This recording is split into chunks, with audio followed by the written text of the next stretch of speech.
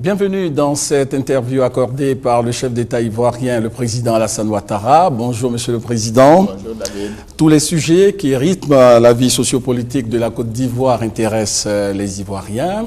Oui. Mais dans le cadre de ce plateau spécial, nous allons nous en tenir à 3 thèmes principaux qui, nous l'espérons, ressortiront l'essentiel des préoccupations de vos compatriotes.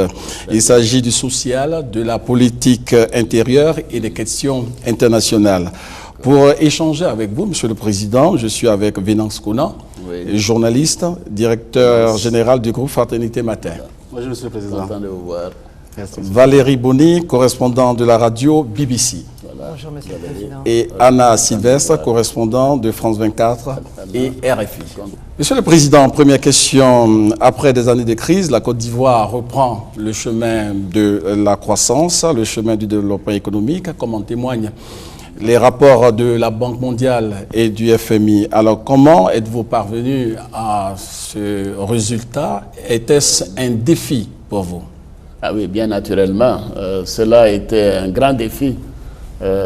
Avec la fin de la crise post-électorale, le pays était en ruine et il fallait parer au plus pressé, il fallait parer aux urgences. Nettoyer la ville. Vous vous souvenez, il y avait des cadavres partout. C'était dramatique ce que nous avons trouvé en sortant de l'hôtel du Golfe.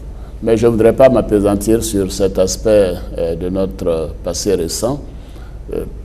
Ce qu'il fallait, c'était avoir un plan d'urgence que j'ai conçu d'ailleurs, qu'on appelle le programme présidentiel d'urgence alors que j'étais à l'hôtel du Golfe.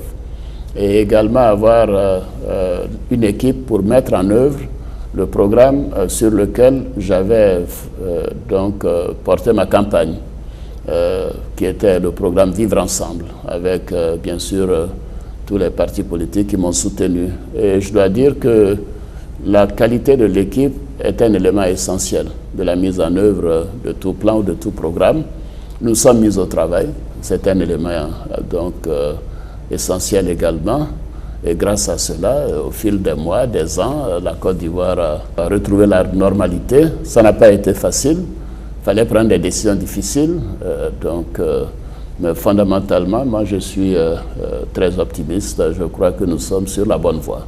Et malgré cette embellie, certains des Ivoiriens disent qu'ils ne ressentent pas les fruits de la croissance dans leur vécu quotidien. Alors, Monsieur le Président, entendez-vous ces paroles de vos compatriotes qui disent que la vie est chère en Côte d'Ivoire? Oui, moi je crois que nos concitoyens, certains qui ressentent cela, ont raison. On ne peut pas donc reconstruire un pays en ruine et donner satisfaction à tous nos concitoyens en 4 ans. On oublie souvent qu'au mois de mai, j'ai fait 4 ans. Je n'ai même pas encore entamé la totalité, la dernière année de mon mandat. Alors, ceci étant, vous savez, ma préoccupation fondamentale, c'est le mieux-être des Ivoiriens. J'ai fait campagne là-dessus, j'ai dit à nos concitoyens, j'allais faire en sorte que la Côte d'Ivoire, les Ivoiriens surtout, aillent mieux. Que j'allais faire des choses avec mon équipe pour la santé, pour l'éducation, pour le niveau de vie, etc., l'eau potable, l'électricité, et c'est ce que nous sommes en train de faire. Alors, je signale que nous avons pris un pays où le taux de pauvreté était au-delà de 51%. C'est-à-dire que plus d'un Ivoirien sur 2 était considéré comme pauvre. Nous venons de faire une récente enquête qui montre que le taux de pauvreté a beaucoup baissé. Vous savez, quand un pays entre dans une pauvreté chronique, comme la Côte d'Ivoire l'a vécu, on ne peut pas redresser les choses en 4-5 ans. Le taux de pauvreté, d'ailleurs, ne baisse que de 1 point par an. Et normalement, il faudrait une vingtaine d'années pour qu'on retrouve des taux de pauvreté d'1 tiers. Mais mon ambition, c'est de forcer ce taux à la baisse et faire en sorte qu'en 2020, nous ayons un taux de pauvreté qui soit largement inférieur donc à 25%. Vous parliez de bien-être des Ivoiriens, il y a eu beaucoup d'infrastructures qui ont été construites, des ponts, des routes, des autoroutes, mais comme le disent les Ivoiriens, on ne mange pas les ponts. Est-ce que vous avez des estimations ou des données chiffrées de l'impact qu'il y a eu réellement ces travaux sur la vie des Ivoiriens? Ah oui. Bon, on ne mange pas des ponts, c'est vrai, ou on ne mange pas goudron comme les gens le disent, mais vous savez, un des problèmes majeurs que nous avions, c'était d'évacuer d'abord les productions dans les zones de production alimentaire, de produits vivriers, sur les centres urbains, il n'y avait pas de route. Je vous parlais des ponts, c'est très bien, mais il n'y avait même pas de route. Les pistes n'avaient pas été déblayées pendant 10 ans. Les camions ne pouvaient pas aller dans les villages, ramasser les produits vivriers, donc des femmes qui font donc les productions. Et nous avons paré à tout cela. Les ponts constituent un élément essentiel de l'évacuation. Et les ponts créent des emplois. Et quand les gens ont des emplois, ils font manger leurs enfants, ils font manger leur famille. Les ponts permettent de relier les populations. C'est quand même important.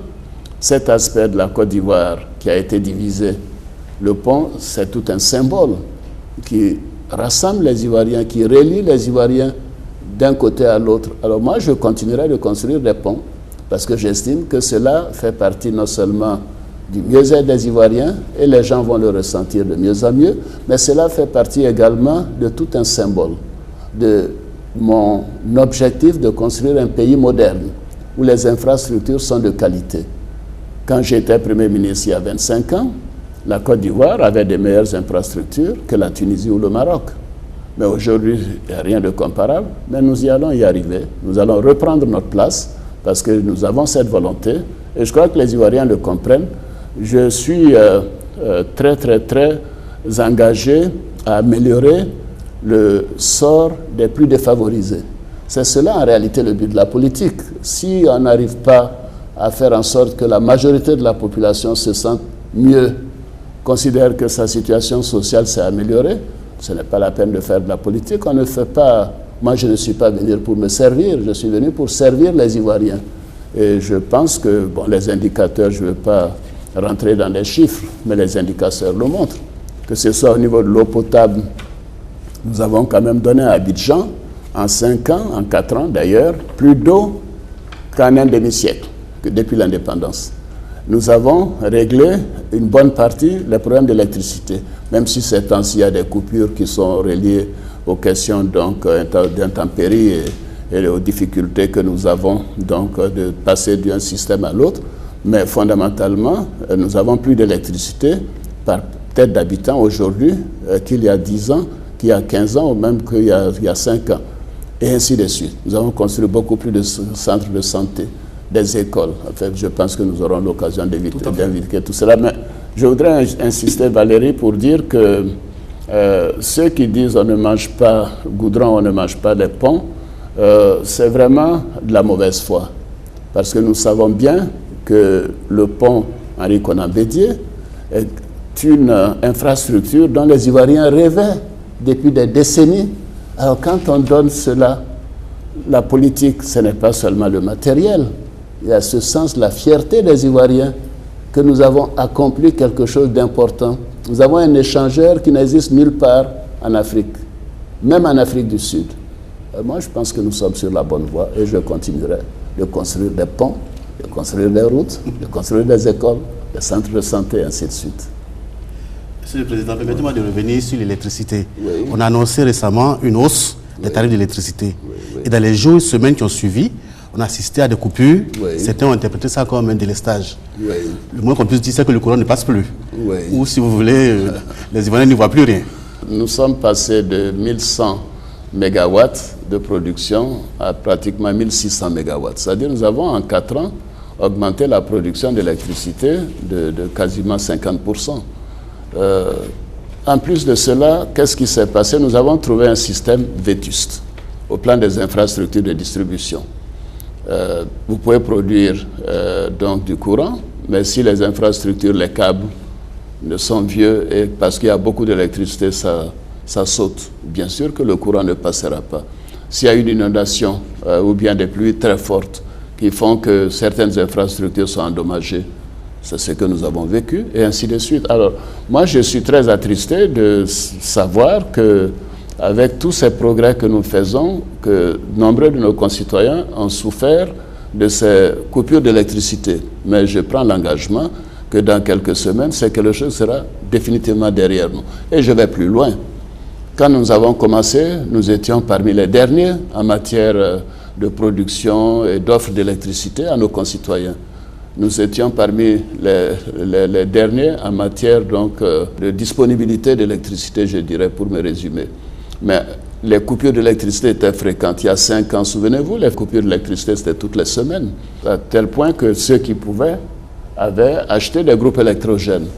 Mais à la date d'aujourd'hui, nous avons moins de coupures d'électricité que la plupart des pays africains, même mieux que l'Afrique du Sud. Nous sommes à moins de 40 heures de coupures d'électricité par an. L'Afrique du Sud est à près de 42 heures ou plus. Le seul pays qui nous dépasse, c'est le Cap-Vert. Bon, c'est une île qui a 500 000 habitants, qui a du soleil. C'est beaucoup plus facile, bien sûr, d'encadrer la production et la distribution d'électricité dans un tel espace. J'ai foi en notre politique énergétique. Bien sûr, je pourrais rentrer dans les détails, mais ce qui importe, c'est de continuer de produire. Je veux qu'en 2020, notre production soit à 4 000 MW, c'est-à-dire la production du Nigeria d'aujourd'hui, le Nigeria qui a 175 millions d'habitants. Je veux que nous ayons réhabilité toutes les infrastructures de distribution et nous sommes en négociation pour le faire. Et je voudrais qu'en le faisant, nous puissions baisser le prix de l'électricité pour les ménages, mais aussi pour les industries. Parce que c'est en produisant et en vendant de l'électricité à un prix moindre que nous allons pouvoir faire en sorte que notre économie devienne plus compétitive. Alors, donc, évidemment, le Conseil des ministres a décidé hier d'une hausse modérée du prix de l'électricité. Je signale que près de 40% des abonnés, ce qu'on appelle les abonnés sociaux, ne paieront pas un sou de plus, pas un franc de plus. Après, il y a 30% qui paieront entre 500 et 600 francs. Quand on sait qu'un SMS coûte 50 francs, bon, je pense que payer un peu plus pour que ceux qui sont les plus pauvres, les plus défavorisés, puissent avoir de l'électricité est une bonne chose. Mais évidemment, les personnes qui ont les moyens doivent contribuer. Il y a d'abord un élément de solidarité. Ceux qui ont les plus hauts revenus paieront plus cher. Deuxièmement, les investissements seront faits en faveur du monde rural, c'est-à-dire en décentralisation et au-delà des villes. Parce qu'il ne faut pas donner seulement de l'électricité à Abidjan, à Bouaké, à Yamoussoukro, à Korogo et autres. Il faut donner ça à tous les Ivoiriens. Et je prends l'engagement que d'ici 2017, tous les villages de plus de 500 habitants auront de l'électricité. C'est le programme d'électricité rurale que nous sommes en train de développer. Tout cela demande de l'argent, ça demande des investissements, ça demande qu'on le fasse sans nous endetter. Alors, vous voyez, alors avec cela, je considère que cette hausse d'électricité, d'ailleurs, permet, malgré la hausse, d'être en deçà du prix du kilowattheure dans la plupart des pays africains. Donc, nous continuerons de penser aux plus défavorisés, de protéger les plus défavorisés. Nous continuerons d'investir et nous continuerons d'appeler à la solidarité des uns et des autres. Un petit point sur les jeunes, je crois que c'est une de vos priorités, Monsieur le Président. Et vous aviez promis la création d'1 million d'emplois pour les jeunes en 5 ans. Avez-vous atteint votre objectif? Ah oui, tout à fait. Peut-être pas seulement pour les jeunes. J'avais promis la création de plus d'1 million d'emplois et les jeunes sont en pole position, je dirais. Nous avons quand même créé près de 1 300 000 emplois. La question fondamentale, c'est la jeunesse urbaine. Parce qu'en réalité, ces créations d'emplois ont eu lieu surtout dans le milieu rural, les projets de production agricole, le PNIA, tout ça, le projet national d'investissement agricole et certains projets spécifiques en matière minière. Mais dans les grandes villes, notamment à Abidjan, le taux de chômage des jeunes reste très élevé. Vous savez, la jeunesse, c'est tout de même c'est l'avenir, c'est l'énergie d'une nation. Il faut qu'elle soit encadrée, il faut qu'elle soit éduquée, il faut qu'elle soit saine et il faut également lui donner les moyens de s'épanouir. Alors, qu'est-ce que nous avons fait? J'ai tout de même mis en place un comité pour voir ce qui s'est fait ailleurs, les pays qui ont réussi. Et nous nous sommes fait appuyer par le programme des Nations Unies pour le développement et nous avons pris un peu de temps pour le faire. Et c'est très récemment, il y a 1 mois, je viens de créer donc un ministère chargé de la promotion de la jeunesse et surtout de l'emploi des jeunes. Et je l'ai rattaché au président de la République pour montrer mon engagement envers les jeunes. Quand je prends un engagement, je fais en sorte que nous puissions arriver à bout. Alors moi, je suis impressionné déjà par les premiers projet que me propose le nouveau ministre délégué, Sidi Touré, qui a été d'ailleurs mon chef de cabinet pendant près de 10 ans, qui connaît mes méthodes de travail, qui sait que l'efficacité, le résultat sont des choses auxquelles je tiens. Donc je suis maintenant à l'aise, et pas plus tard que hier, nous avons mis en place près de 30 milliards de francs CFA, de ressources, pour engager des projets spécifiques qui vont débloquer cette situation, surtout à partir d'Abidjan. Ensuite, nous irons dans les autres grandes villes. Mais cela ne peut réussir que si notre enseignement est adapté et vise l'emploi des jeunes, que ce soit dans le domaine touristique, dans le domaine des nouvelles technologies, dans le domaine donc des ventes en ligne, des choses comme ça. Et par conséquent, je suis confiant que nous allons réussir ce pari. C'est une des préoccupations majeures de tous les Ivoiriens, pas seulement du président de la République, parce que nous avons tous des enfants et nous considérons que l'avenir de ce pays repose sur la jeunesse et nous devons continuer d'investir et je ferai tout pour réussir cet engagement. Monsieur le Président, parlons maintenant des salaires. Vous avez procédé à la revalorisation des salaires des fonctionnaires et on entend dire que tous les fonctionnaires ne sont pas concernés par cette augmentation. Non, ça je pense que ce n'est pas totalement exact. Vous savez, il y avait près de quasiment 150 et 200 000 selon l'année que l'on prend, de fonctionnaires qui n'avaient pas eu un franc d'augmentation de salaire depuis un quart de siècle, depuis 27 ans. Bon, bien évidemment, d'abord c'est une injustice, je ne trouve pas ça normal que l'on puisse travailler pendant un quart de siècle et qu'on n'ait pas d'augmentation de salaire. Partout où moi j'ai travaillé tous les ans, j'avais des augmentations de salaire, que ce soit à la Banque mondiale, au Fonds monétaire, et ainsi de suite. Alors à la Banque centrale des États de l'Afrique de l'Ouest, je veux dire. Alors, nous avons procédé à cette décision, corps par corps, et maintenant c'est fait. Maintenant, il y a un certain nombre de personnes qui ne sont pas retrouvées sur le fichier. Je crois qu'il y a à peu près 6 000 personnes, ou qui ne se sont pas représentées à la fonction publique, où les documents sont irréguliers, mais il faut que ce soit fait dans la plus grande rigueur. Nous tenons à ce que les salaires fictifs, les situations où peut-être des personnes ont un double salaire soient dénichées, mais tout ça sera réglé parce que c'est un engagement. Mais je vois que la plupart des fonctionnaires sont très satisfaits, sont motivés. Mais je leur dis que moi j'ai rétabli ce à quoi ils avaient droit et je suis content d'avoir pu le faire grâce à la gestion rigoureuse que nous avons eue des finances publiques et de l'économie ivoirienne. Monsieur le Président, vous avez parlé de l'importance de l'éducation. Oui. Il y a eu des classes qui ont été construites, des écoles qui ont été construites, les universités rénovées. Oui. Mais à propos des universités, justement, les enseignants et les étudiants se plaignent de l'absence de matériel. Oui. Et ça a entraîné des perturbations au niveau de l'université. Non, c'est vrai. Vous savez, quand on voit les investissements que nous avons faits pour les universités existantes, que ce soit à Cocody, à Bobo-Adjamé, Bouaké, et qu'on ait eu ces difficultés par la suite, ce n'était pas normal. Et je crois que les étudiants avaient raison, les enseignants avaient raison. Et j'ai demandé que ce dossier soit pris à bras le corps par le Premier ministre et par le secrétaire général de la présidence, et ces questions ont été largement réglées. Nous avons même demandé qu'on renforce Internet sur le campus. Toutes les défaillances ont été détectées en accord avec les présidents d'université, et cela réparé. On ne peut pas investir près de 200 milliards pour des infrastructures et se retrouver avec une affaire de 3-4 milliards à ne pas régler. Je trouve ça inadmissible et maintenant la question est en voie d'être résolue. Sur les salles de classe, vous savez, nous avons construit quand même depuis mon arrivée près de 9600 classes. Et rien que cette année, avec les programmes que nous avons, nous allons construire 5000 classes de plus. Ça veut dire en 5 ans, j'aurai construit 15 000 salles de classe. Bon, je ne voudrais pas donner le sentiment que je fais des reproches à mes prédécesseurs, mais peut-être demander-leur combien de salles de classe ont été construites en 10 ans. Je peux vous dire que ce n'était même pas le 10e. Alors nous continuerons. Ce n'était pas seulement dans le primaire, mais ça a été également dans le secondaire. Et pour les universités, bien sûr, comme vous le savez, nous avons ouvert donc Korogo, nous avons ouvert donc Daloa, nous allons aller construire, nous avons commencé Mans, nous allons commencer San Pedro et bientôt Bondougou et ainsi de suite.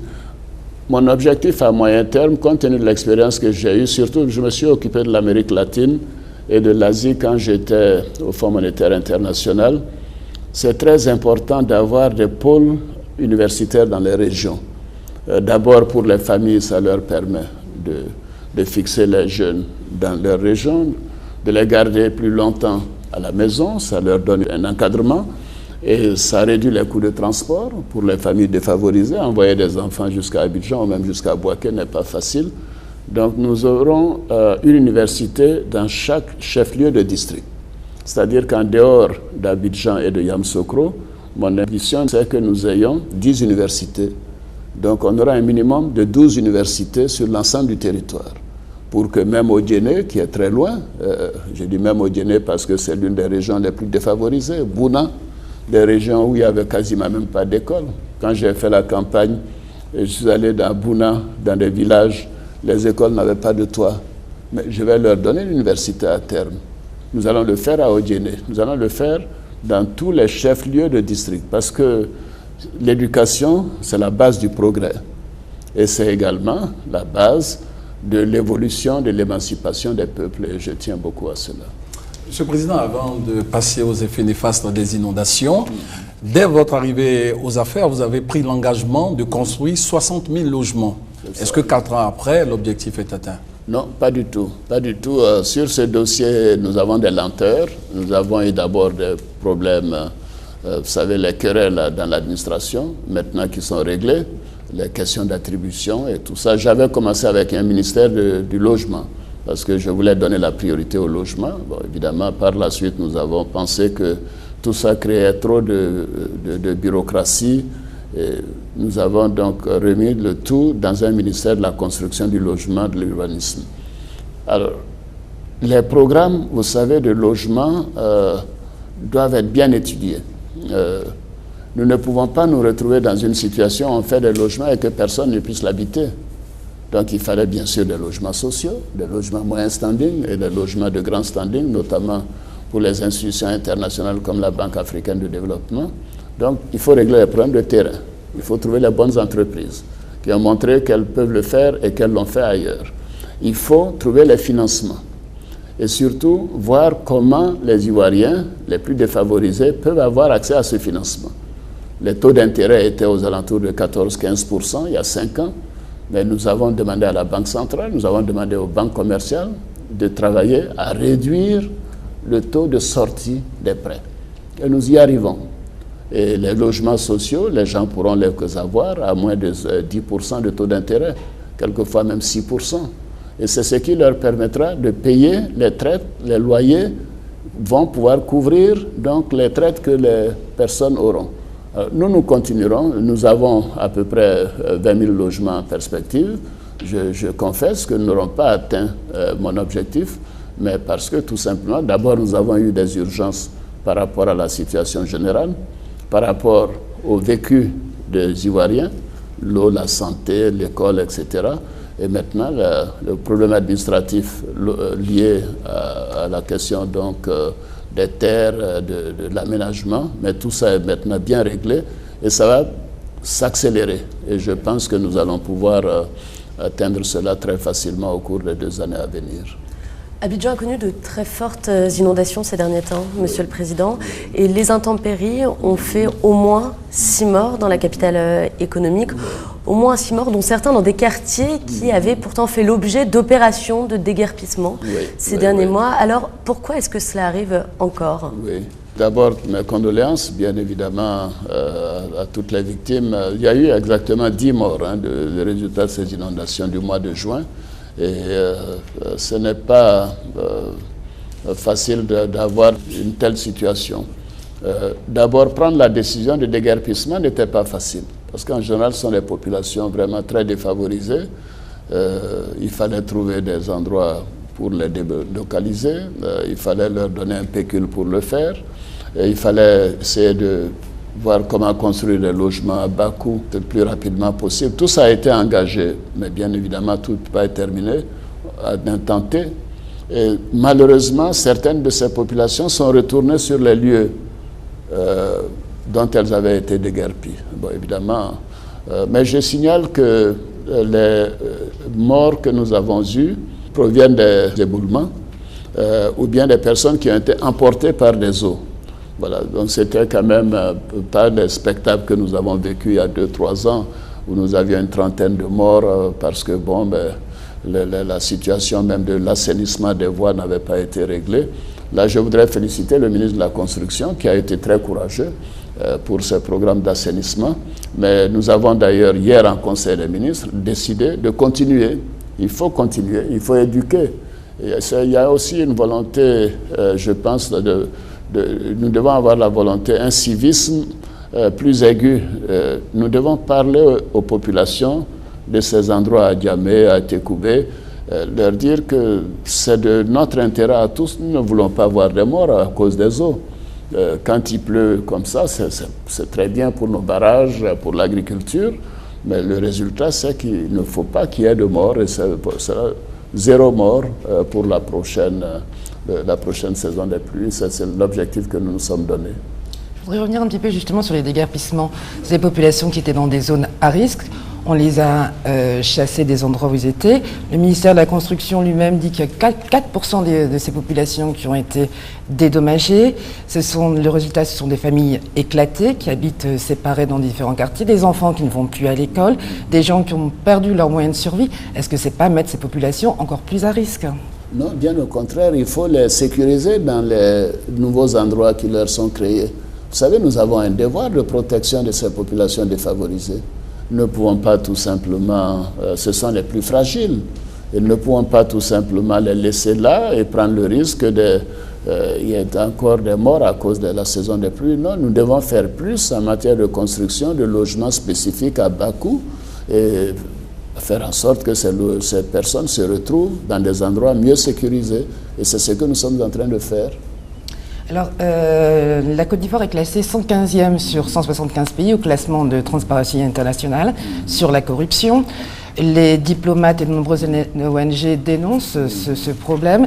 Il y a eu des mesures qui ont été prises, des campagnes qui ont été faites. Qu'est-ce qui n'a pas marché ?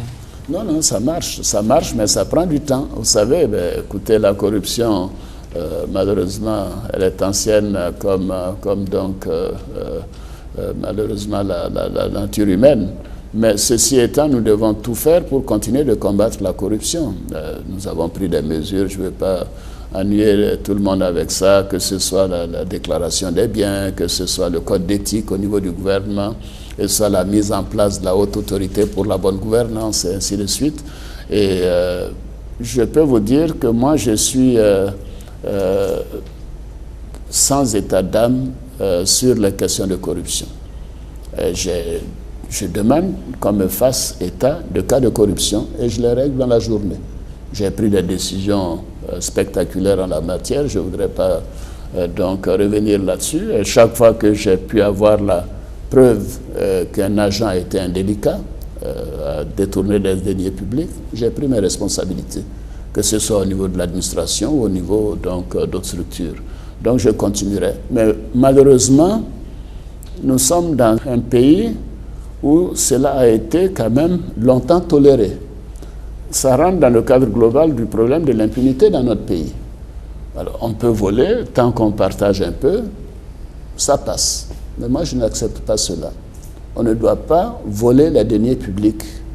On ne doit pas voler un point, un trait. Alors, maintenant, nous avons des mécanismes en cours. J'ai demandé au Premier ministre d'avoir d'ailleurs un numéro de téléphone où les gens peuvent donner des informations à la primature. Ce n'est pas des dénonciations. Quand nous avons cela, nous faisons des enquêtes. Si les enquêtes confirment qu'il y a eu abus de biens ou vol de biens, nous agissons. Et nous continuerons de le faire. Mais la question de gouvernance, vous voyez, la Côte d'Ivoire, vous avez dit, est passée, je ne sais pas, de 175 à 115, mais vous n'avez pas dit où est-ce que nous étions auparavant. Alors, c'est quand même, nous avons fait un progrès considérable. Même toutes les structures de gouvernance, Doing Business et autres disent que la Côte d'Ivoire est parmi les 10 meilleurs pays en matière d'évolution dans la bonne gouvernance. Et nous continuerons. Si nous n'avons pas la bonne gouvernance, Valérie, nous allons avoir un pays où les ressources publiques ne seront pas utilisées à bonne fin. Pourquoi nous arrivons à faire des dizaines de milliers de classes? des centres de santé, de l'eau potable, de l'énergie.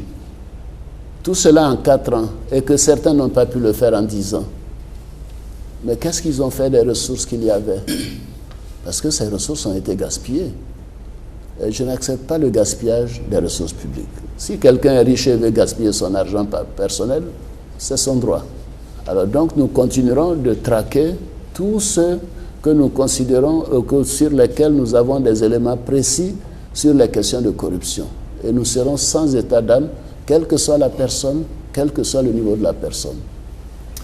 L'élection présidentielle est prévue pour le mois d'octobre prochain, sauf changement de dernière minute, Monsieur le Président. Mais pourquoi voulez-vous qu'il y ait un changement? Sauf changement de dernière minute, c'est prévu pour octobre prochain. Non, je ne vais pas demander une prorogation de mon mandat. Non, Tout à fait. Ouais. Alors, vous avez déjà annoncé votre candidature, vous êtes porté par la coalition RHDP. Peut-on dire que c'est une élection présidentielle gagnée d'avance? Ah non, point du tout, aucune. Ça, ce serait une injure à mes concitoyens. À ce moment-là, il ne fallait pas organiser d'élection si elle est gagnée d'avance. Mais il faut respecter donc nos concitoyens, et les Ivoiriens. Il faut en faire en sorte que les gens puissent s'exprimer. Et c'est important que nous ayons cette décision du RHDP. Je n'arrête pas de dire que cette décision a été mûrement réfléchie par le président Bédié. Et vraiment, je voudrais à nouveau lui rendre hommage. Ce n'est pas de la politique. Mais mon expérience a montré que la plupart des pays qui ont fait des progrès considérables en matière de développement économique et social, c'est grâce à la paix et à la stabilité. Aujourd'hui, nous avons la paix. Cette décision du RHDP donne de la stabilité à la Côte d'Ivoire sur les 10, 15, 20 ans à venir. Et ça veut dire qu'en 30 ans, c'est une génération. Avec la paix et la stabilité sur une génération, la Côte d'Ivoire sera totalement transformée.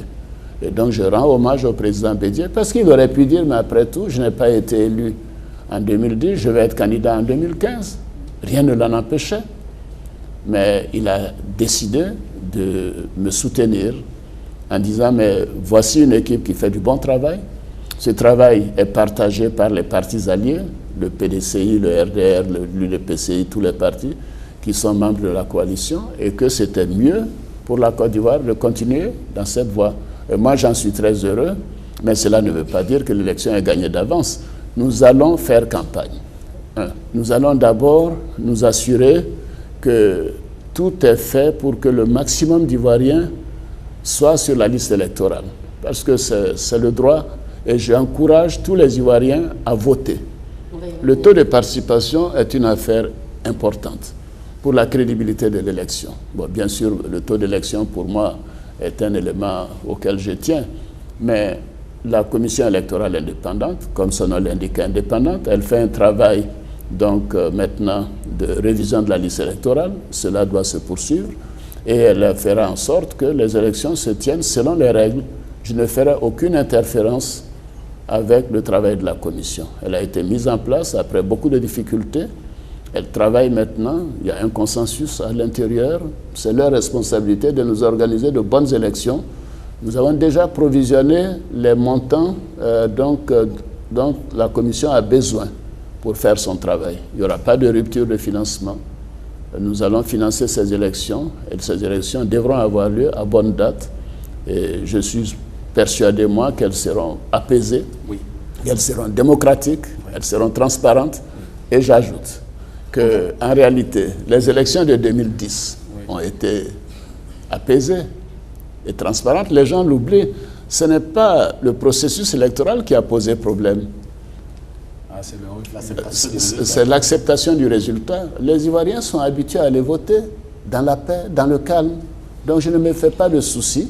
Et vous pouvez considérer que cette fois-ci, je pense qu'il n'y aura pas de difficultés d'acceptation des résultats. En tout cas, je le souhaite. Vous avez anticipé sur la question. Voilà. Ça veut dire que vous êtes rassuré, vous êtes convaincu que les élections vont se passer dans de très bonnes conditions. Mais qu'est-ce qui pourrait expliquer cette inquiétude de certains de vos compatriotes? Mais vous avez déjà donné la réponse.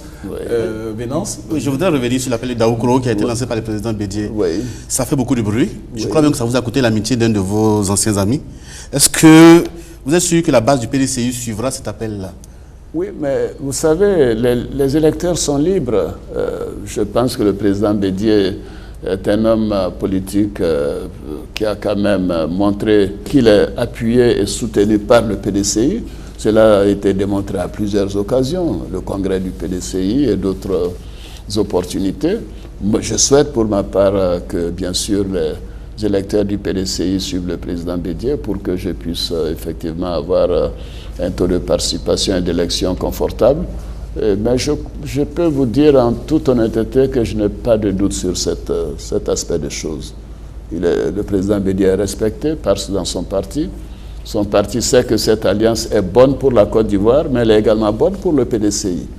À partir de là, je ne vois pas pourquoi les électeurs du PDCI ne voteraient pas donc le candidat soutenu par le PDCI.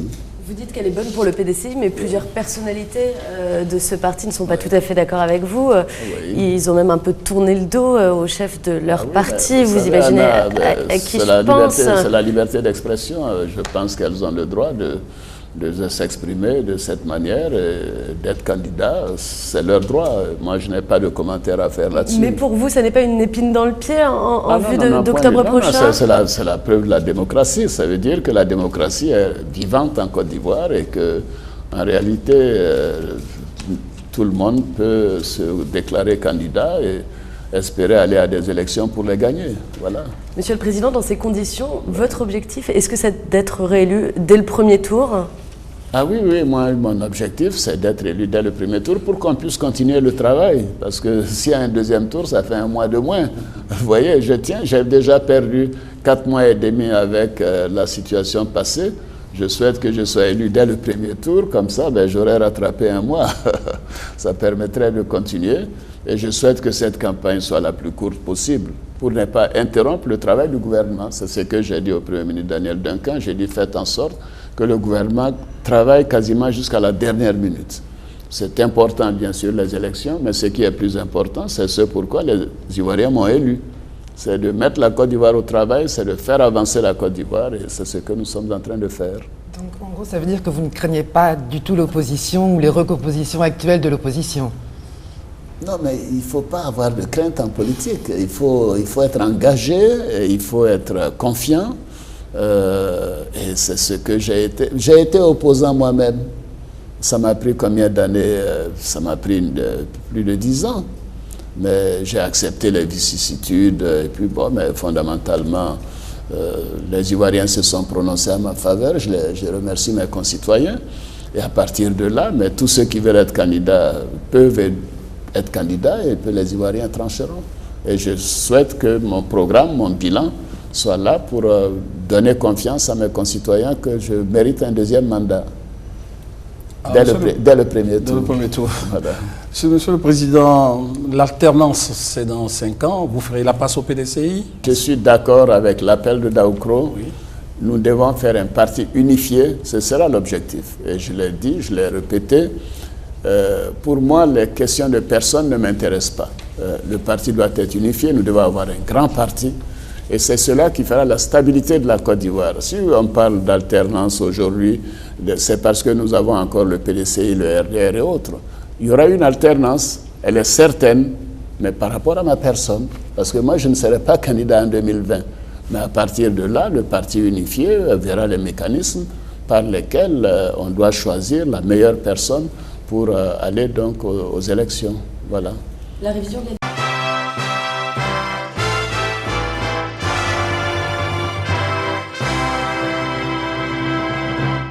Bienvenue dans cette interview accordée par le chef d'État ivoirien, le président Alassane Ouattara. Bonjour Monsieur le Président. Bonjour David. Tous les sujets qui rythment la vie sociopolitique de la Côte d'Ivoire intéressent les Ivoiriens.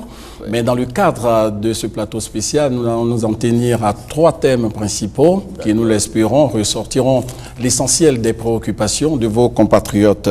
Il s'agit du social, de la politique intérieure et des questions internationales.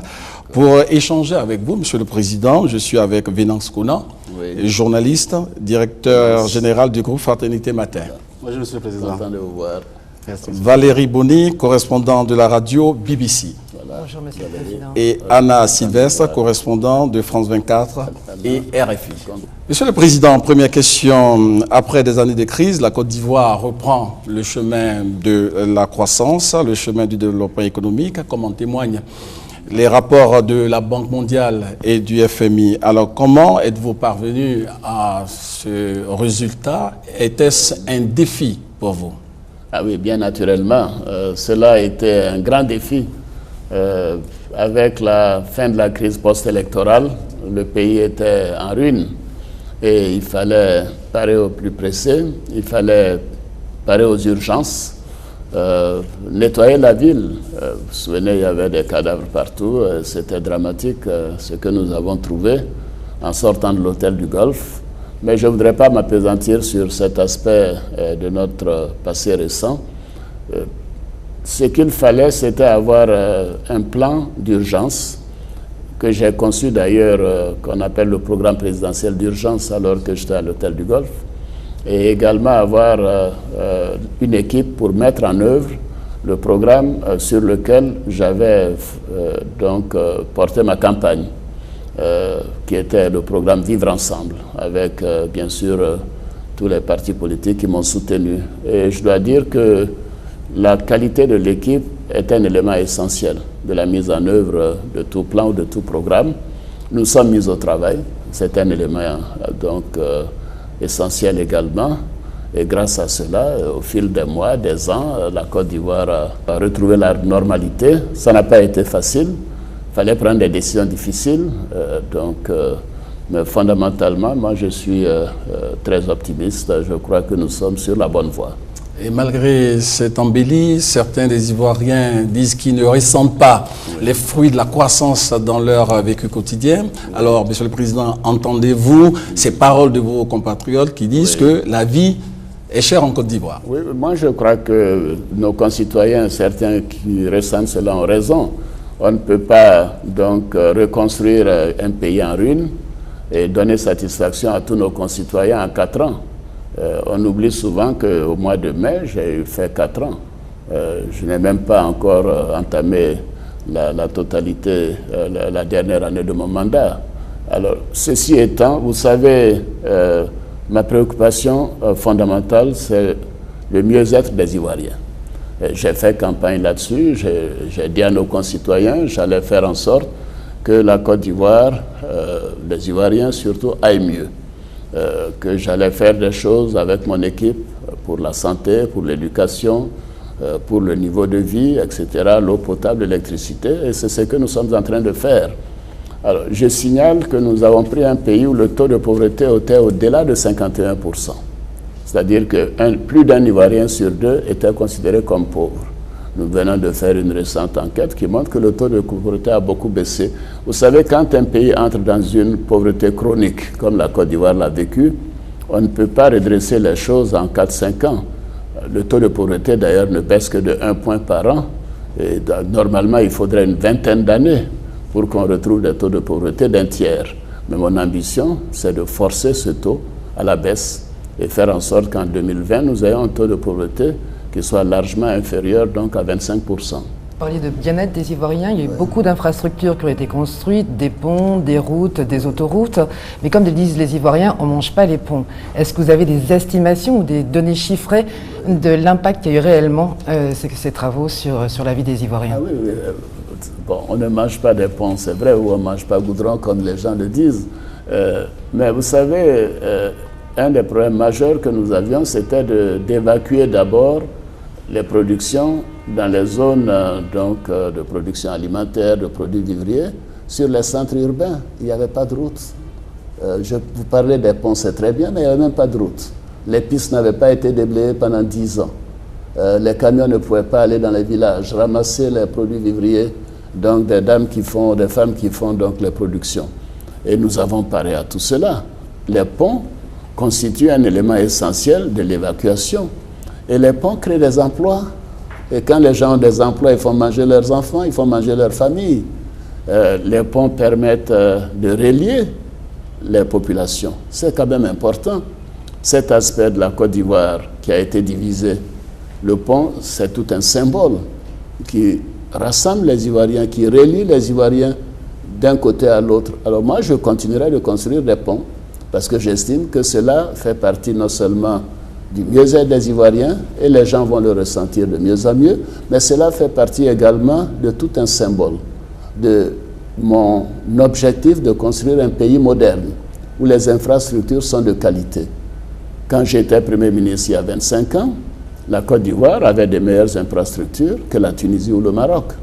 Mais aujourd'hui, il n'y a rien de comparable, mais nous y allons y arriver. Nous allons reprendre notre place parce que nous avons cette volonté et je crois que les Ivoiriens le comprennent. Je suis très engagé à améliorer le sort des plus défavorisés. C'est cela en réalité le but de la politique. Si on n'arrive pas à faire en sorte que la majorité de la population se sente mieux, considère que sa situation sociale s'est améliorée, ce n'est pas la peine de faire de la politique. On ne fait pas... Moi, je ne suis pas venu pour me servir, je suis venu pour servir les Ivoiriens. Et je pense que, bon, les indicateurs, je ne veux pas rentrer dans les chiffres, mais les indicateurs le montrent. Que ce soit au niveau de l'eau potable, nous avons quand même donné à Abidjan, en 5 ans, en 4 ans d'ailleurs, plus d'eau qu'en un demi-siècle, que depuis l'indépendance. Nous avons réglé une bonne partie des problèmes d'électricité, même si ces temps-ci il y a des coupures qui sont reliées aux questions d'intempéries et aux difficultés que nous avons donc de passer d'un système à l'autre.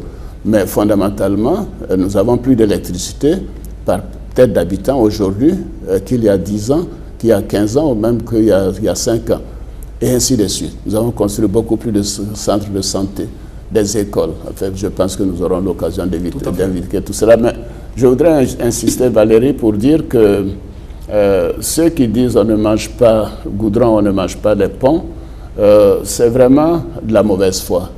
Parce que nous savons bien que le pont Henri Konan Bédié est une infrastructure dont les Ivoiriens rêvaient depuis des décennies.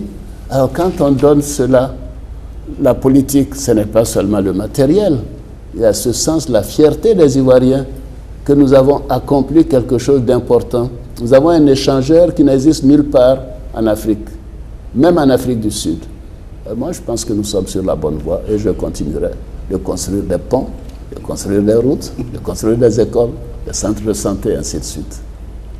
Monsieur le Président, permettez-moi de revenir sur l'électricité. Oui. On a annoncé récemment une hausse des tarifs d'électricité. Oui. Et dans les jours et semaines qui ont suivi, on a assisté à des coupures. Oui. Certains ont interprété ça comme un délestage. Oui.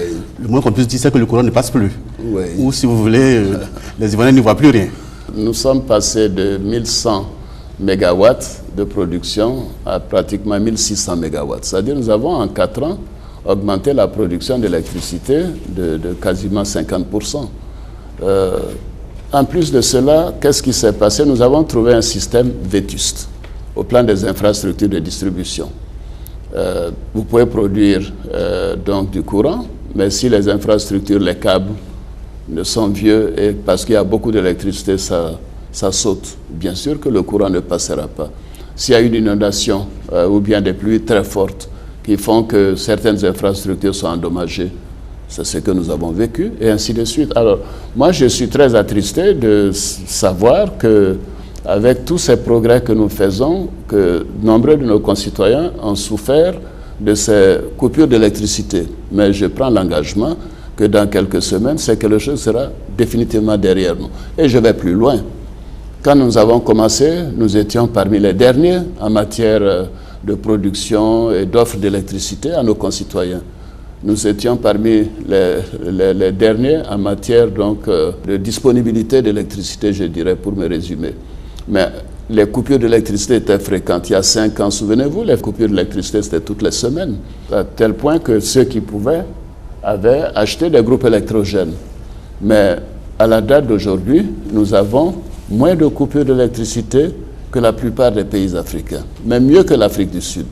Nous sommes à moins de 40 heures de coupure d'électricité par an. L'Afrique du Sud est à près de 42 heures ou plus. Le seul pays qui nous dépasse, c'est le Cap-Vert. Bon, c'est une île qui a 500 000 habitants, qui a du soleil. C'est beaucoup plus facile, bien sûr, d'encadrer la production et la distribution d'électricité dans un tel espace. J'ai foi en notre politique énergétique. Bien sûr, je pourrais rentrer dans les détails, mais ce qui importe, c'est de continuer de produire. Je veux qu'en 2020, notre production soit à 4000 MW, c'est-à-dire la production du Nigeria d'aujourd'hui, le Nigeria qui a 175 millions d'habitants. Je veux que nous ayons réhabilité toutes les infrastructures de distribution et nous sommes en négociation pour le faire. Et je voudrais qu'en le faisant, nous puissions baisser le prix de l'électricité pour les ménages, mais aussi pour les industries. Parce que c'est en produisant et en vendant de l'électricité à un prix moindre que nous allons pouvoir faire en sorte que notre économie devienne plus compétitive. Alors, donc, évidemment, le Conseil des ministres a décidé hier d'une hausse modérée du prix de l'électricité. Je signale que près de 40% des abonnés, ce qu'on appelle les abonnés sociaux, ne paieront pas un sou de plus, pas un franc de plus. Après, il y a 30% qui paieront entre 500 et 600 francs. Quand on sait qu'un SMS coûte 50 francs, bon, je pense que payer un peu plus pour que ceux qui sont les plus pauvres, les plus défavorisés, puissent avoir de l'électricité est une bonne chose. Mais évidemment, les personnes qui ont les moyens doivent contribuer. Il y a d'abord un élément de solidarité. Ceux qui ont les plus hauts revenus paieront plus cher. Deuxièmement, les investissements seront faits en faveur du monde rural, c'est-à-dire en décentralisation et au-delà des villes. Parce qu'il ne faut pas donner seulement l'électricité à Abidjan, à Bouaké, à Yamoussoukro, à Korogo et autres. Il faut donner ça à tous les Ivoiriens. Et je prends l'engagement que d'ici 2017, tous les villages de plus de 500 habitants auront de l'électricité. C'est le programme d'électricité rurale que nous sommes en train de développer. Tout cela demande de l'argent, ça demande des investissements, ça demande qu'on le fasse sans nous endetter. Alors, vous voyez, alors avec cela, je considère que cette hausse d'électricité, d'ailleurs, permet, malgré la hausse, d'être en deçà du prix du kilowattheure dans la plupart des pays africains. Donc, nous continuerons de penser aux plus défavorisés, de protéger les plus défavorisés. Nous continuerons d'investir et nous continuerons d'appeler à la solidarité des uns et des autres. Un petit point sur les jeunes, je crois que c'est une de vos priorités, Monsieur le Président. Et vous aviez promis la création d'1 million d'emplois pour les jeunes en 5 ans. Avez-vous atteint votre objectif? Ah oui, tout à fait. Peut-être pas seulement pour les jeunes. J'avais promis la création de plus d'1 million d'emplois et les jeunes sont en pole position, je dirais. Nous avons quand même créé près de 1 300 000 emplois. La question fondamentale, c'est la jeunesse urbaine. Parce qu'en réalité, ces créations d'emplois ont eu lieu surtout dans le milieu rural, les projets de production agricole, le PNIA, tout ça, le projet national d'investissement agricole et certains projets spécifiques en matière minière. Mais dans les grandes villes, notamment à Abidjan, le taux de chômage des jeunes reste très élevé. Vous savez, la jeunesse, c'est tout de même c'est l'avenir, c'est l'énergie d'une nation. Il faut qu'elle soit encadrée, il faut qu'elle soit éduquée, il faut qu'elle soit saine et il faut également lui donner les moyens de s'épanouir. Alors, qu'est-ce que nous avons fait? J'ai tout de même mis en place un comité pour voir ce qui s'est fait ailleurs, les pays qui ont réussi. Et nous nous sommes fait appuyer par le programme des Nations Unies pour le développement et nous avons pris un peu de temps pour le faire. Et c'est très récemment, il y a 1 mois, je viens de créer donc un ministère chargé de la promotion de la jeunesse et surtout de l'emploi des jeunes. Et je l'ai rattaché au président de la République pour montrer mon engagement envers les jeunes. Quand je prends un engagement, je fais en sorte que nous puissions arriver à bout. Alors moi, je suis impressionné déjà par les premiers projets que me propose le nouveau ministre délégué, Sidi Touré, qui a été d'ailleurs mon chef de cabinet pendant près de 10 ans, qui connaît mes méthodes de travail, qui sait que l'efficacité, le résultat sont des choses auxquelles je tiens. Donc je suis maintenant à l'aise et pas plus tard que hier, nous avons mis en place près de 30 milliards de francs CFA de ressources pour engager des projets spécifiques qui vont débloquer cette situation, surtout à partir d'Abidjan. Ensuite, nous irons dans les autres grandes villes. Mais cela ne peut réussir que si notre enseignement est adapté et vise l'emploi des jeunes, que ce soit dans le domaine touristique, dans le domaine des nouvelles technologies, dans le domaine donc des ventes en ligne, des choses comme ça. Et par conséquent, je suis confiant que nous allons réussir ce pari. C'est une des préoccupations majeures de tous les Ivoiriens, pas seulement du président de la République, parce que nous avons tous des enfants et nous considérons que l'avenir de ce pays repose sur la jeunesse et nous devons continuer d'investir et je ferai tout pour réussir cet engagement. Monsieur le Président, parlons maintenant des salaires. Vous avez procédé à la revalorisation des salaires des fonctionnaires et on entend dire que tous les fonctionnaires ne sont pas concernés par cette augmentation. Non, ça je pense que ce n'est pas totalement exact. Vous savez, il y avait près de quasiment 150 et 200 000 selon l'année que l'on prend, de fonctionnaires qui n'avaient pas eu un franc d'augmentation de salaire depuis un quart de siècle, depuis 27 ans. Bon, bien évidemment, d'abord c'est une injustice, je ne trouve pas ça normal que l'on puisse travailler pendant un quart de siècle et qu'on n'ait pas d'augmentation de salaire. Partout où moi j'ai travaillé tous les ans, j'avais des augmentations de salaire, que ce soit à la Banque mondiale, au Fonds monétaire, et ainsi de suite. Alors à la Banque centrale des États de l'Afrique de l'Ouest, je veux dire. Alors, nous avons procédé à cette décision, corps par corps, et maintenant c'est fait. Maintenant, il y a un certain nombre de personnes qui ne sont pas retrouvées sur le fichier. Je crois qu'il y a à peu près 6 000 personnes, ou qui ne se sont pas représentées à la fonction publique, où les documents sont irréguliers, mais il faut que ce soit fait dans la plus grande rigueur. Nous tenons à ce que les salaires fictifs, les situations où peut-être des personnes ont un double salaire soient dénichées, mais tout ça sera réglé parce que c'est un engagement. Mais je vois que la plupart des fonctionnaires sont très satisfaits, sont motivés. Mais je leur dis que moi j'ai rétabli ce à quoi ils avaient droit et je suis content d'avoir pu le faire grâce à la gestion rigoureuse que nous avons eue des finances publiques et de l'économie ivoirienne. Monsieur le Président, vous avez parlé de l'importance de l'éducation. Oui. Il y a eu des classes qui ont été construites, des écoles qui ont été construites, les universités rénovées. Oui. Mais à propos des universités, justement, les enseignants et les étudiants se plaignent de l'absence de matériel. Oui. Et ça a entraîné des perturbations au niveau de l'université. Non, c'est vrai. Vous savez, quand on voit les investissements que nous avons faits pour les universités existantes, que ce soit à Cocody, à Bobo-Adjamé, Bouaké, et qu'on ait eu ces difficultés par la suite, ce n'était pas normal. Et je crois que les étudiants avaient raison, les enseignants avaient raison. Et j'ai demandé que ce dossier soit pris à bras le corps par le Premier ministre et par le secrétaire général de la présidence, et ces questions ont été largement réglées. Nous avons même demandé qu'on renforce Internet sur le campus. Toutes les défaillances ont été détectées en accord avec les présidents d'université, et cela réparé. On ne peut pas investir près de 200 milliards pour des infrastructures et se retrouver avec une affaire de 3-4 milliards à ne pas régler. Je trouve ça inadmissible et maintenant la question est en voie d'être résolue. Sur les salles de classe, vous savez, nous avons construit quand même depuis mon arrivée près de 9600 classes. Et rien que cette année, avec les programmes que nous avons, nous allons construire 5000 classes de plus. C'est-à-dire en 5 ans, j'aurais construit 15 000 salles de classe. Bon, je ne voudrais pas donner le sentiment que je fais des reproches à mes prédécesseurs, mais peut-être demander-leur combien de salles de classe ont été construites en 10 ans. Je peux vous dire que ce n'était même pas le 10e. Alors nous continuerons. Ce n'était pas seulement dans le primaire, mais ça a été également dans le secondaire. Et pour les universités, bien sûr, comme vous le savez, nous avons ouvert donc Korogo, nous avons ouvert donc Daloa, nous allons aller construire, nous avons commencé Mans, nous allons commencer San Pedro et bientôt Bondougou et ainsi de suite. Mon objectif à moyen terme, compte tenu de l'expérience que j'ai eue, surtout je me suis occupé de l'Amérique latine et de l'Asie quand j'étais au Fonds monétaire international, c'est très important d'avoir des pôles universitaires dans les régions.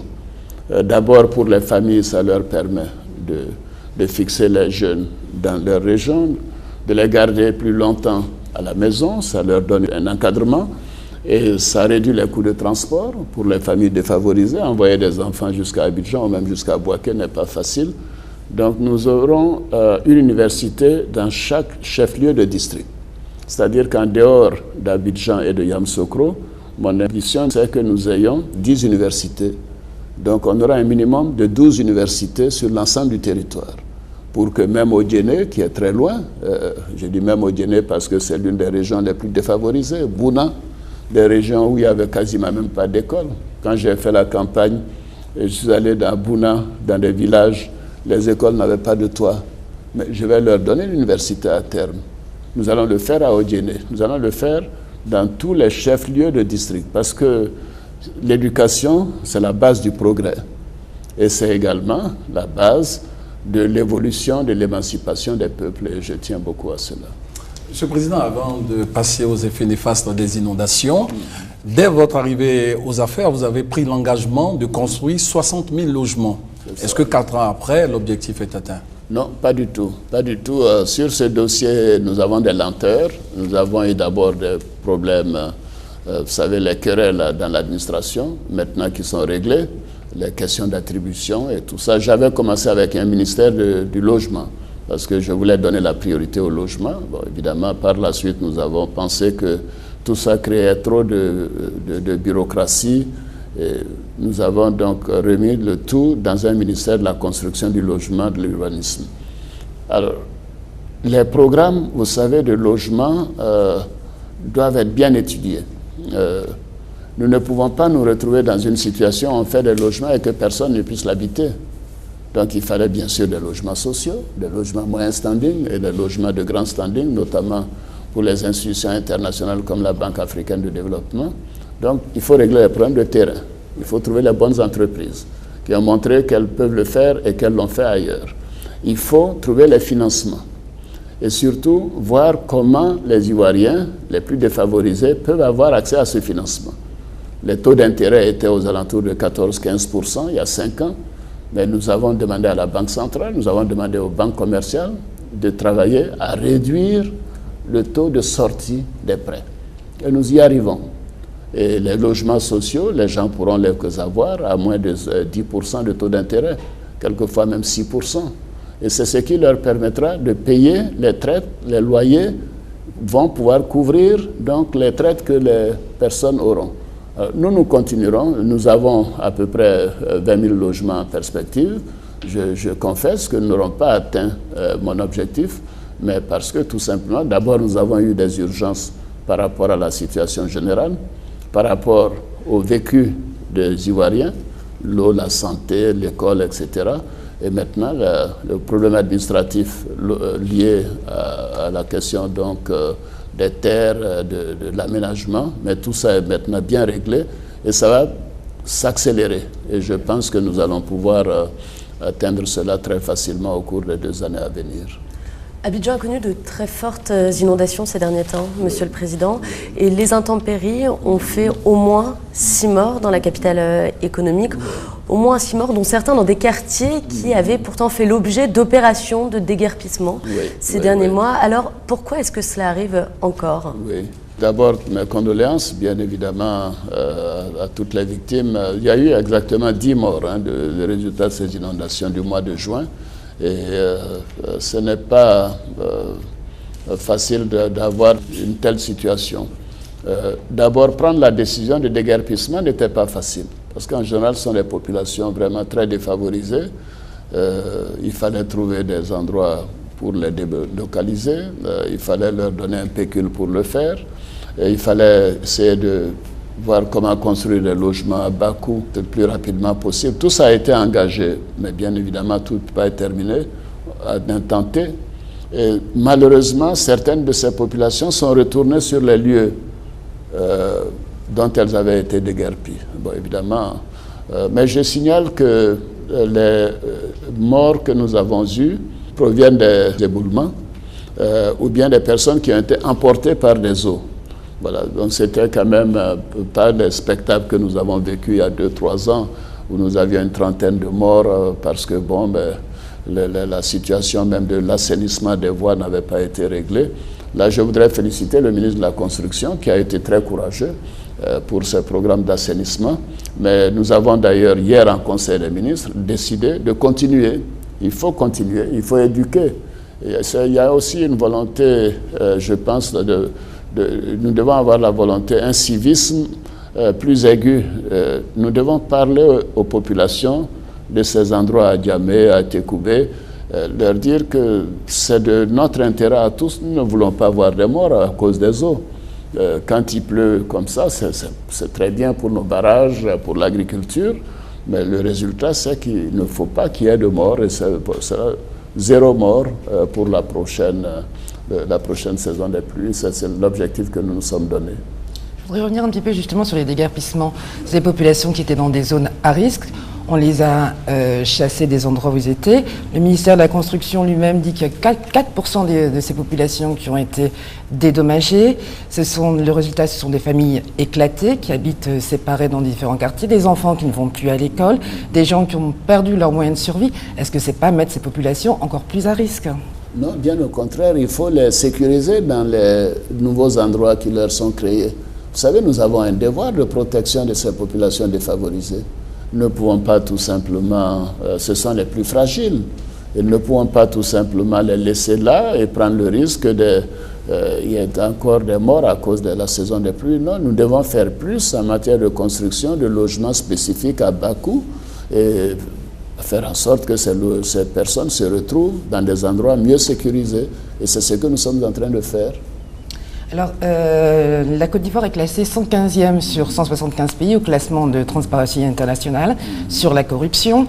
Les diplomates et de nombreuses ONG dénoncent ce problème. Il y a eu des mesures qui ont été prises, des campagnes qui ont été faites. Qu'est-ce qui n'a pas marché ?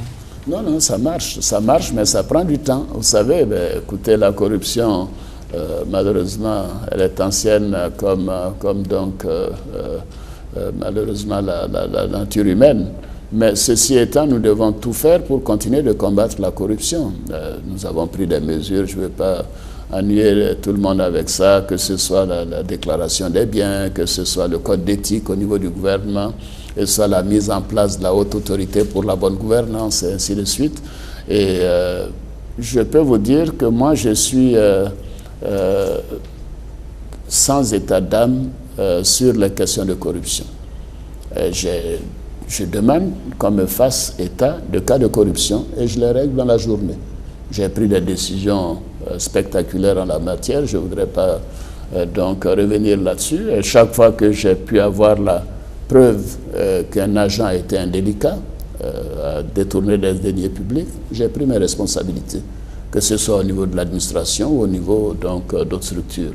Donc je continuerai. Mais malheureusement, nous sommes dans un pays où cela a été quand même longtemps toléré.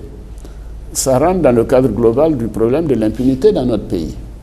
Alors, on peut voler, tant qu'on partage un peu, ça passe. Mais moi, je n'accepte pas cela. On ne doit pas voler les deniers publics. On ne doit pas voler un point, un trait. Alors, maintenant, nous avons des mécanismes en cours. J'ai demandé au Premier ministre d'avoir d'ailleurs un numéro de téléphone où les gens peuvent donner des informations à la primature. Ce n'est pas des dénonciations. Quand nous avons cela, nous faisons des enquêtes. Si les enquêtes confirment qu'il y a eu abus de biens ou vol de biens, nous agissons. Et nous continuerons de le faire. Mais la question de gouvernance, vous voyez, la Côte d'Ivoire, vous avez dit, est passée, je ne sais pas, de 175 à 115, mais vous n'avez pas dit où est-ce que nous étions auparavant. Alors, c'est quand même, nous avons fait un progrès considérable. Même toutes les structures de gouvernance, Doing Business et autres disent que la Côte d'Ivoire est parmi les 10 meilleurs pays en matière d'évolution dans la bonne gouvernance. Et nous continuerons. Si nous n'avons pas la bonne gouvernance, Valérie, nous allons avoir un pays où les ressources publiques ne seront pas utilisées à bonne fin. Vous savez pourquoi nous arrivons à faire des dizaines de milliers de classes, de centres de santé, de l'eau potable, de l'énergie, tout cela en 4 ans, et que certains n'ont pas pu le faire en 10 ans. Mais qu'est-ce qu'ils ont fait des ressources qu'il y avait? Parce que ces ressources ont été gaspillées. Et je n'accepte pas le gaspillage des ressources publiques. Si quelqu'un est riche et veut gaspiller son argent personnel, c'est son droit. Alors donc nous continuerons de traquer tous ceux que nous considérons sur lesquels nous avons des éléments précis sur les questions de corruption. Et nous serons sans état d'âme, quelle que soit la personne, quel que soit le niveau de la personne. L'élection présidentielle est prévue pour le mois d'octobre prochain, sauf changement de dernière minute, Monsieur le Président. Pourquoi voulez-vous qu'il y ait un changement? Sauf changement de dernière minute. C'est prévu pour octobre prochain. Non, je ne vais pas demander une prorogation de mon mandat. Non, Tout à fait. Ouais. Alors, vous avez déjà annoncé votre candidature. Vous êtes porté par la coalition RHDP. Peut-on dire que c'est une élection présidentielle gagnée d'avance? Ah non, point du tout. Aucune. Ça, ce serait une injure à mes concitoyens. À ce moment-là, il ne fallait pas organiser d'élection si elle est gagnée d'avance. Mais il faut respecter donc nos concitoyens, et les Ivoiriens. Il faut en faire en sorte que les gens puissent s'exprimer. Et c'est important que nous ayons cette décision du RHDP. Je n'arrête pas de dire que cette décision a été mûrement réfléchie par le président Bédié. Et vraiment, je voudrais à nouveau lui rendre hommage. Ce n'est pas de la politique. Mais mon expérience a montré que la plupart des pays qui ont fait des progrès considérables en matière de développement économique et social, c'est grâce à la paix et à la stabilité. Aujourd'hui, nous avons la paix. Cette décision du RHDP donne de la stabilité à la Côte d'Ivoire sur les 10, 15, 20 ans à venir. Et ça veut dire qu'en 30 ans, c'est une génération. Avec la paix et la stabilité sur une génération, la Côte d'Ivoire sera totalement transformée. Et donc je rends hommage au président Bédié parce qu'il aurait pu dire, mais après tout, je n'ai pas été élu en 2010, je vais être candidat en 2015. Rien ne l'en empêchait. Mais il a décidé de me soutenir en disant, mais voici une équipe qui fait du bon travail.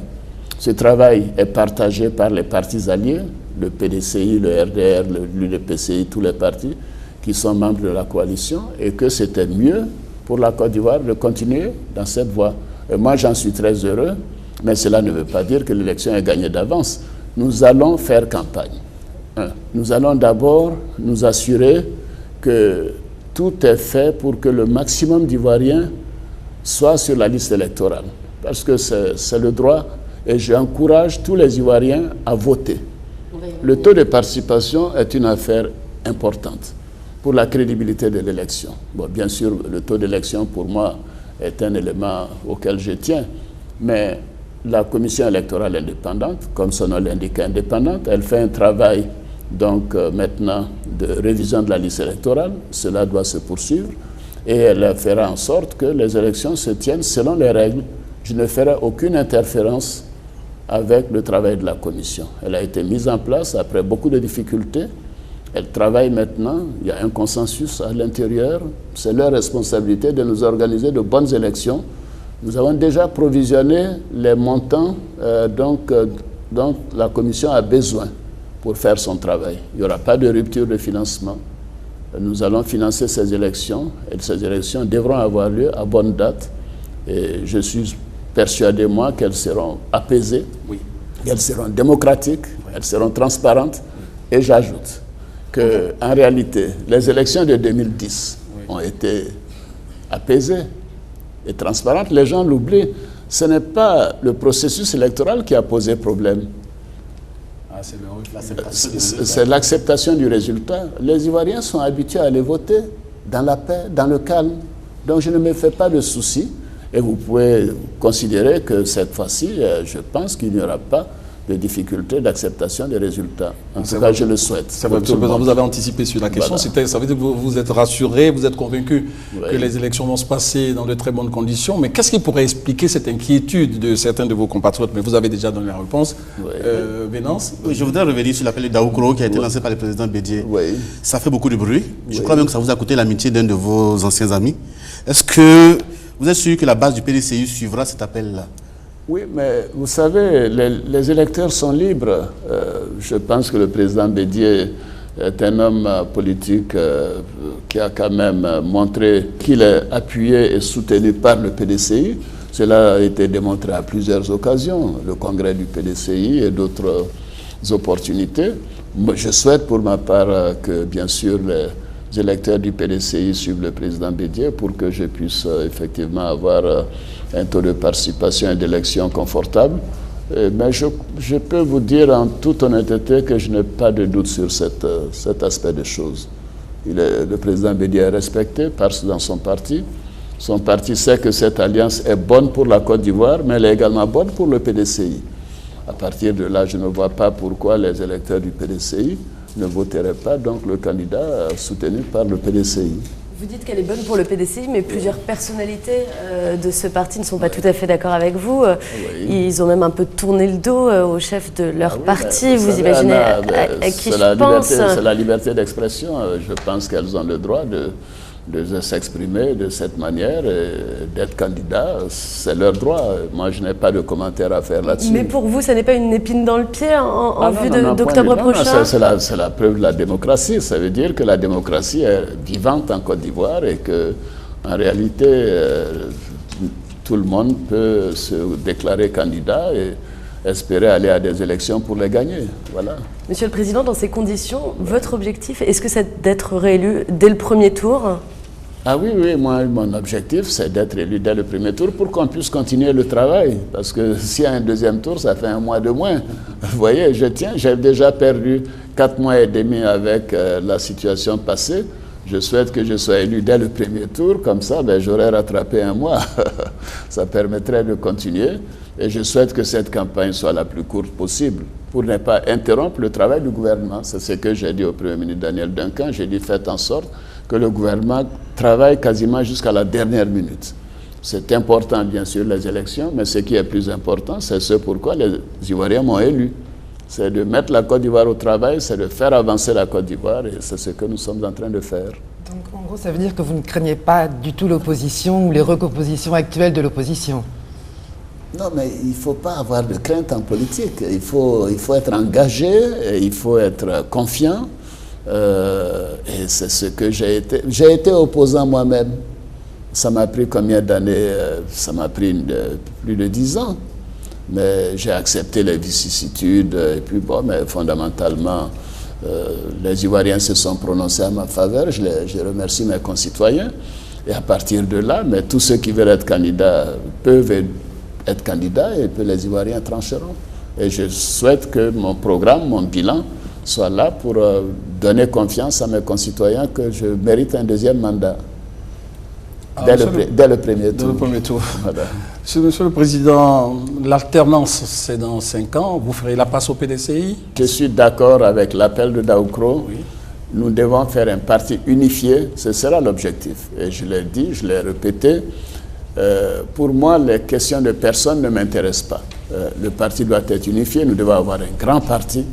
Et c'est cela qui fera la stabilité de la Côte d'Ivoire. Si on parle d'alternance aujourd'hui, c'est parce que nous avons encore le PDCI, le RDR et autres.